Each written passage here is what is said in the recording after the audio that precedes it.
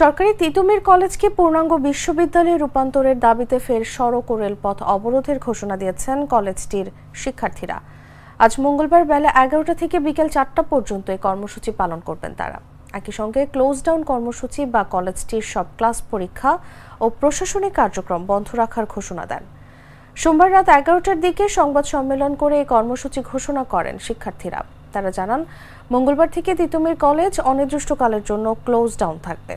কোনো ক্লাস পরীক্ষা ও প্রশাসনিক কার্যক্রম চলবে না।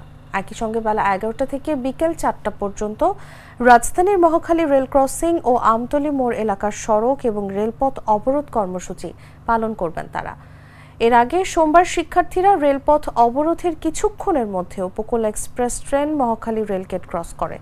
সে সময় শিক্ষার্থীরা ট্রেনটি লক্ষ্য করে ইট পাথর ছুড়তে শুরু করেন। এতে বেশ কয়েকটি বগির জানালার কাঁচ ভেঙে যায়। শিক্ষার্থীদের ছোড়া ইট পাথরে নারী শিশু সহ বেশ কয়েকজন আহত হন।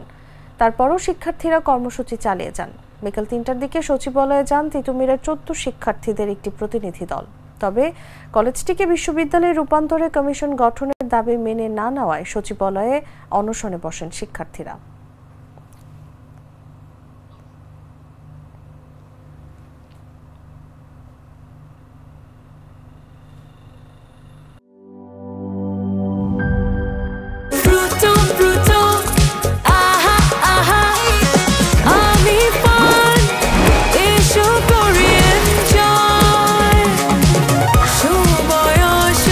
প্রাণ ফ্রুটো, সময় অসময় ফ্রুটোময়।